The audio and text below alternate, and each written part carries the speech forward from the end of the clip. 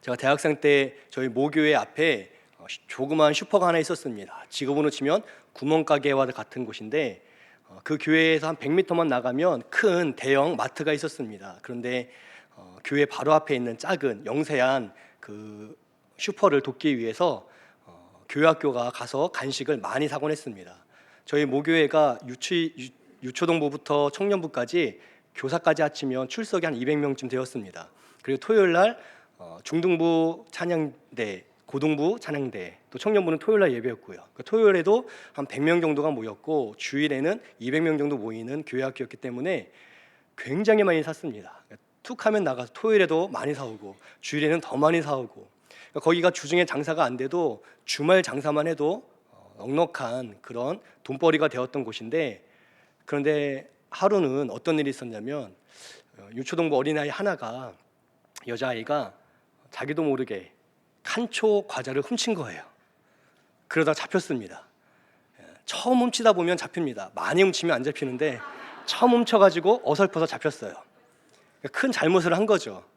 얘가 막 그 주인 아주머니한테 혼나고 있었습니다.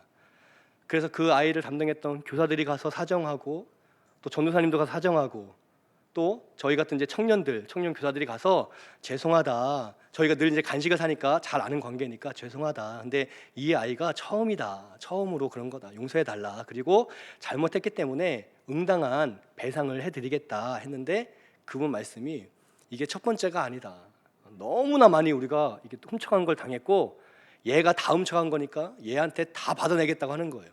근데 저희가 볼 때 그 아이가 그런 아이는 분명히 아니었습니다. 그래서 그 아이에게 잘 물어보고, 또 잘못했으니까 죄송하다, 그런데 이 아이가 그런 아이가 아닙니다, 절대로 그렇게 하지 않았습니다. 이분이 경찰에 신고까지 했어요. 경찰이 출동도 했습니다.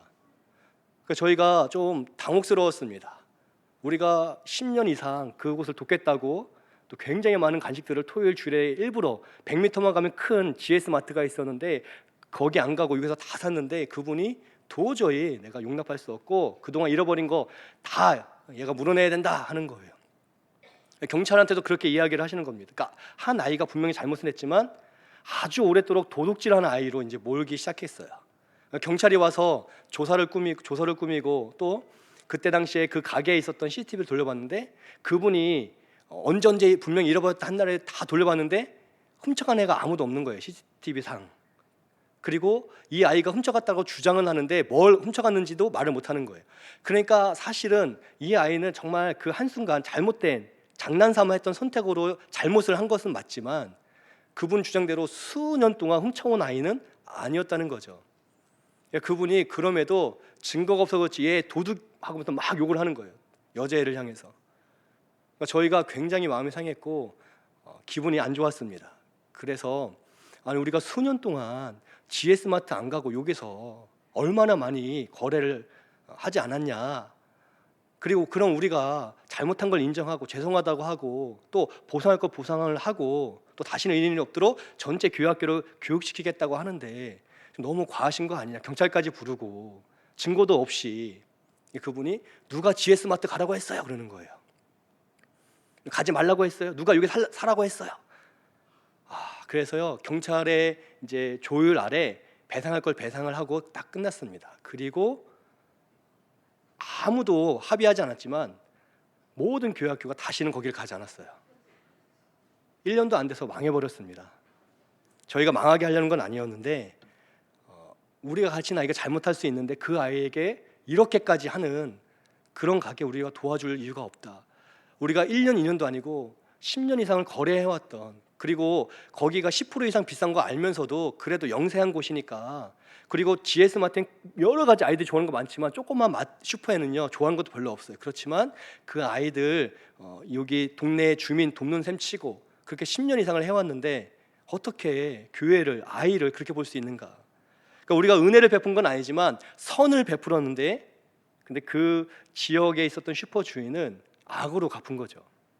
제가 대학생 때 충북대학교에 유명한 중국집이 하나가 있었습니다. 중국집이 굉장히 많은데 그 중에 80~90% 학생들이 이용하는, 그러니까 완전 대박난 중국집이 있었어요. 왜 대박이 났냐면 그 배달하시는 그 주인이 배달 복장을 중국 황비용 복장을 하고 다녔습니다. 머리도 그렇게 깎았어요. 다 깎고 뒤로 묶은 거. 그래가지고 여러분 그때 6시 내 고향 이런 데도 나왔었어요. 이색 직업 해가지고. 그러니까 저희가 중국집을 시키면 황비용 아저씨가 배달을 갖고 와서요 막 중국말로 저희한테 주고 장난으로. 그럼 저희도 막 씨에씨에 하고 막 받고 막 그랬습니다. 맛있게 먹었죠. 그러니까 압도적이었어요 그분이. 그러니까 저희가 그분을 보면 형 같기도 하고 또 아저씨지만 우리 학생들과 굉장히 가깝다. 그래서 학생들이 대부분 중국 음식을 시키면 다 거기서 시켰습니다. 근데 여름방학이 끝나고 2학기가 시작되었는데 거의 충북대, 그러니까 대학교 근처는 물가가 좀 싸잖아요. 중국집 음식도 3,000원밖에 안 했습니다. 짜장면 한 대가 4,000원, 5,000원 할 때. 근데 여름방학 지나서 3,000원짜리 음식이 5,000원으로 바뀌어버린 거예요. 짜장면이. 이게 일반 사람들한테는 충격이 아니지만 대학생들한테는 굉장히 충격이었습니다. 2,000원이면요 한 70% 정도가 오른 거거든요 가격이. 그러니까 70% 정도의 가격이 팍 올랐으니까 충격이었죠. 그래서 총학생회에서 이것을 진상조사단을 꾸렸습니다.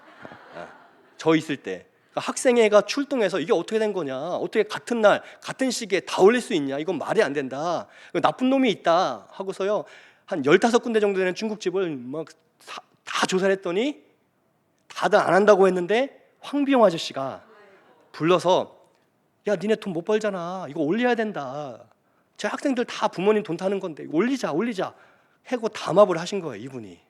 그러니까 저희는 그분이 너무나 형 같고 친근하고 재밌고 그래서 80% 이상이 다 거기서 시켜 먹었는데, 근데 그분이 만족하지 않고요 학생들을 이용하기 위해서 다른 착하신 분들을 다 조정해 가지고 올린 거예요. 그러니까 너무 충격이었습니다 총학생회가. 그리고 총학생회가 이 황병 아저씨한테 가서 아저씨 어떻게 그럴 수 있느냐 하고 따지기 시작했어요. 근데 그분이 야 니네 다 부모님 돈 다 쓰는 건데 뭐 야 딴 데 다 5,000원이다 이렇게 나온 거예요. 그러니까 학생회는 이것을 감췄습니다 처음에는. 너무 화가 나가지고요 학생회가 대접으로 붙였어요. 짜장면집 가격을 올린 건 황비용이다 이렇게. 제가 그걸 봤는데 저도 충격을 받았습니다 대학생 때. 아니 그 믿었던 황비용 아저씨가 어떻게, 내가 2년 이상 고객이었는데 어떻게 이럴 수가 있는가.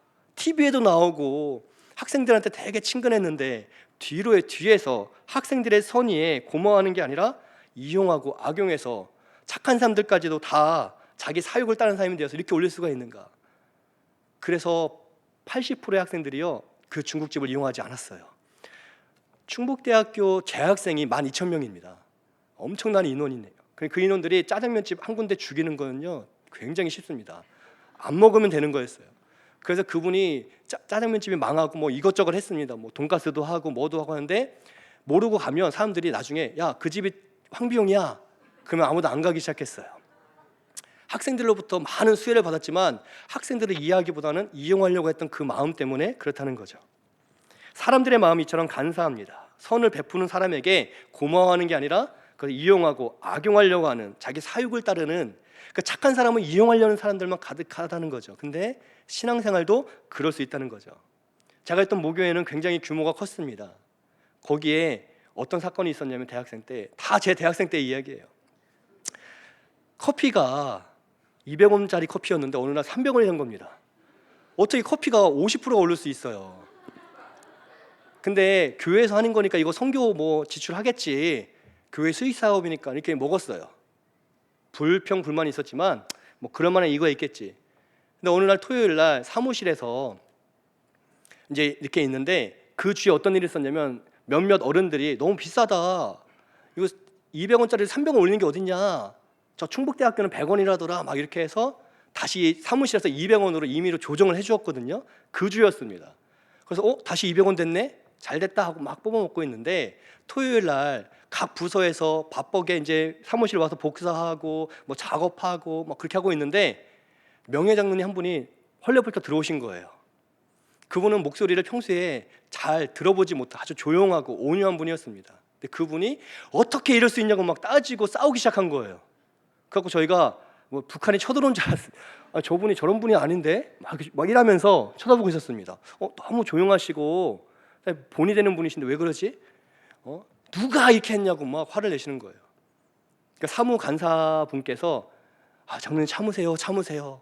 근데 못 참고 막 소리 지르니까 부교육자분들도 와서 장로님 참으세요. 그러니까 도저히 못 참다고 막 옷을 벗더니 담임 목사님이 하신 거냐고. 내가 담임 목사님 직접 만나겠다고 목사님실로 막 뛰어 들어가는 걸 막 부목사님들이 막으시고, 저희 청년들 교사들은 막 야 큰일 났다 무슨 일이냐.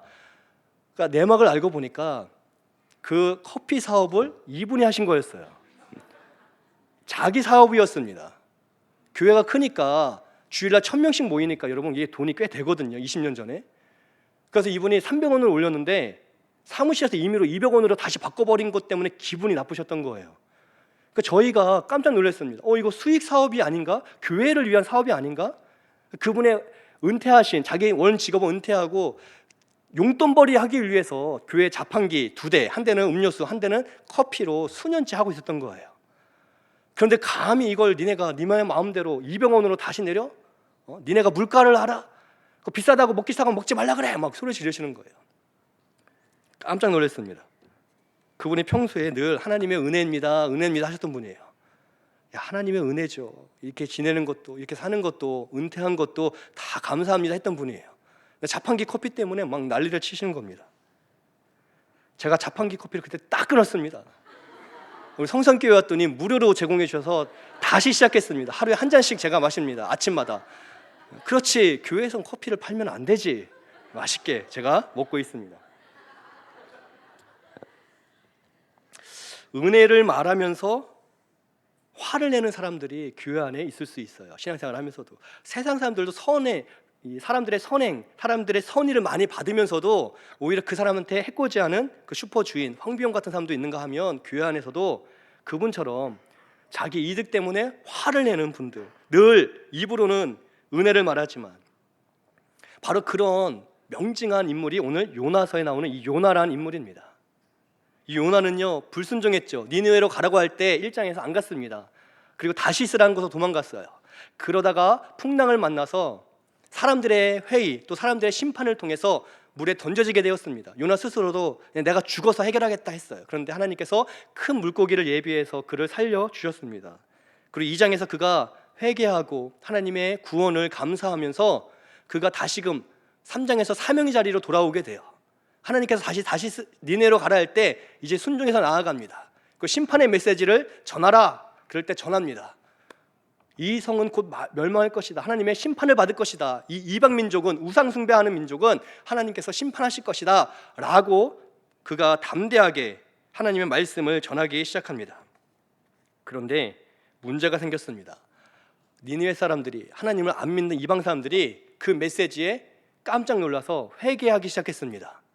야, 이러다 정말 심판받겠다, 죽겠다 라면서 그들이 자복하기 시작했습니다. 그들이 회개할 거라고 생각하지 못했습니다. 아무도. 그런데 니느웨 사람들이 그 메시지를 듣자 옷을 찢으며 하나님 앞에 회개하기 시작합니다. 우리가 죄인임을 고백합니다. 10절, 3장 10절에 하나님이 그 모습을 보시면서, 그들이 악한 길에서 떠나는 것을 보시면서 뜻을 돌이키시고 재앙을 내리지 않으셨습니다. 여러분, 니느웨 사람들이 회개할 거 기대한 사람 아무도 없습니다. 그들이 복음을 듣는다고, 심판의 메시지를 듣는다고 회개할 거라고 기대한 요나가 아니었고, 또 세상 사람들은 아무도 기대하지 않았을 거예요. 그런데 여러분, 우리가 강팍한 사람들에게도 왜 복음을 전해야 되냐면 이런 일들이 일어날 수 있기 때문이라는 거죠. 나는 믿지 못하고 우리는 믿지 못해도 내가 전하는 예수 그리스도의 메시지 하나가 그 강팍한 누군가에게는 돌이킬 수 있는 계기가 될 수 있다는 것을 오늘 성경이 보여주고 있습니다. 우리가 기대하지 않아도요, 우리가 예수님을 믿어야 돼, 교회 가야 되라고 하는 이 복음 하나가, 복음 자체가 능력이 되어서 누군가의 인생을 뒤바꿀 수 있기 때문에 우리는 포기하지 않고 예수님을, 복음을 전해야 될 줄을 믿습니다. 문제는 이것 때문에 요나가 분노하기 시작합니다. 4장 1절에 요나가 하나님께서 재앙을 내리지 않는 걸 보면서 매우 싫어하여 성냈다 기록하고 있어요. 2절에 또 이유가 나옵니다.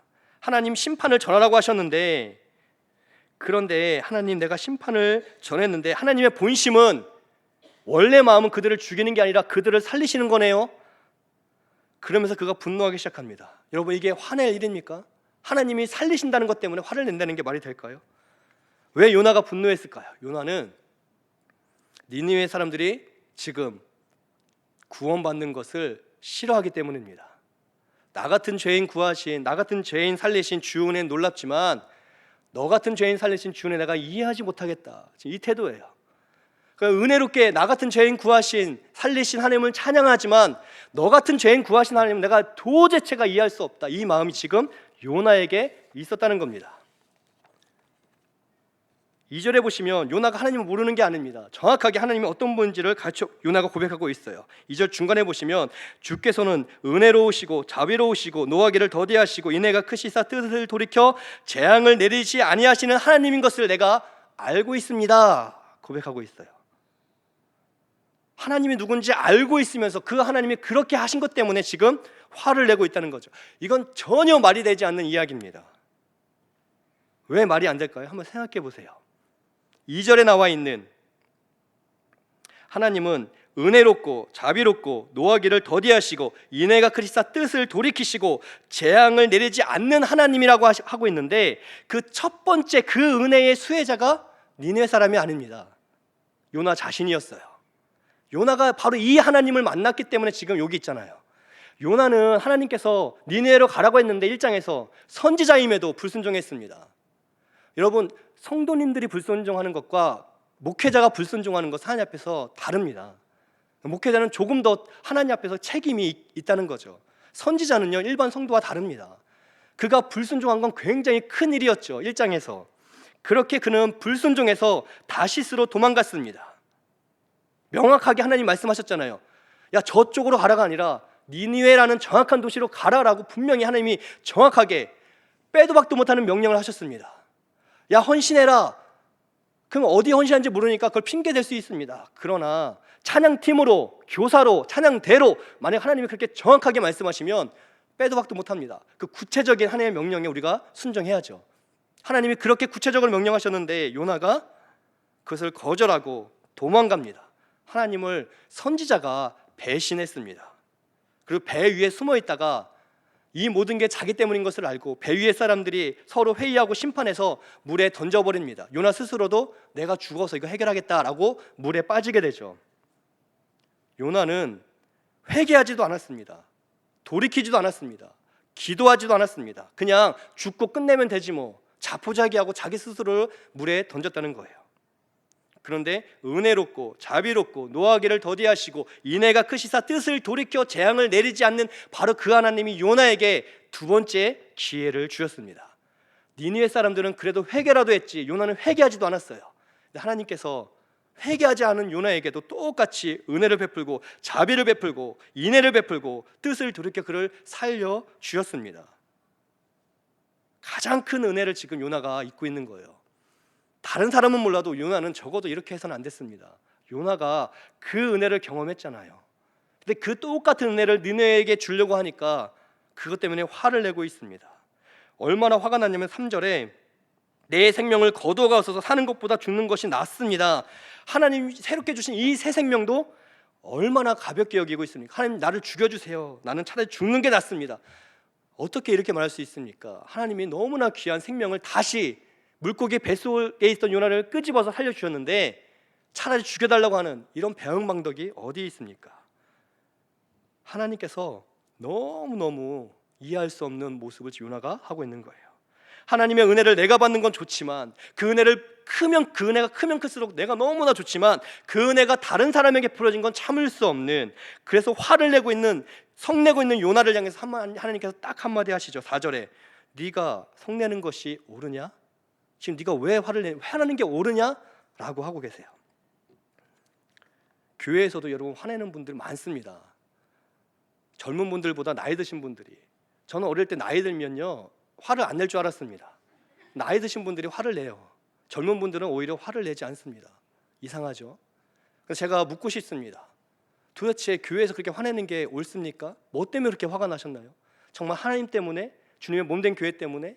그렇지 않을 때가 훨씬 많습니다.